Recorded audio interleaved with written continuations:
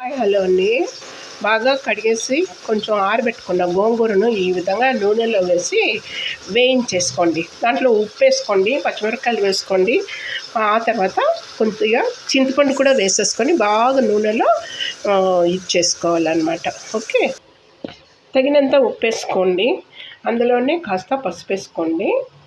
ఇందులోనే అన్నీ కడిగి పెట్టినటువంటి చింతపండు కూడా వేసేసుకొని వేగనివ్వండి. అందులో బాగా నూనెలో వేగిపోయిందనమాట.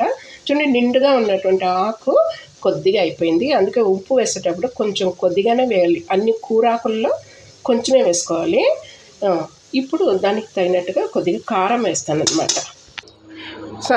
ఇప్పుడు వేయించి పెట్టుకున్నటువంటి ధనియాలు, జీలకర్ర, ఎండుమిరపకాయలను మిక్సీలోకి వేసుకోవాలన్నమాట. బాగా గ్రైండ్ చేసుకున్న తర్వాత ఈ వేయించి చల్లార్చినటువంటి ఈ గోంగూరని ఆ పొడిలోనే మిక్సీలోనే వేసి మళ్ళీ ఒకసారి గ్రైండ్ చేసేయాలన్నమాట.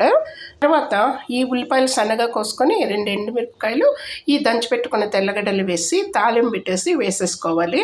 అంతే అండి. ఒక వారం చొప్పున పెట్టుకోవచ్చు అనమాట. ఫ్రిడ్జ్లో ఎత్తి పెట్టుకొని మనం వాడుకోవచ్చు. యమ్మీ ఆంధ్ర స్టైల్ గోంగూర పచ్చడి.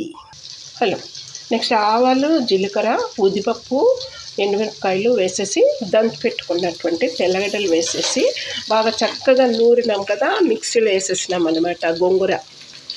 యా సారీ, ఘాటు వస్తుందండి, ఆంధ్ర ఘాటు.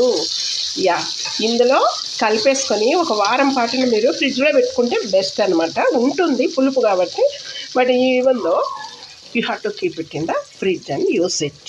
Enjoy. Andhra style gongura pachadi ready. Thank you for watching my videos.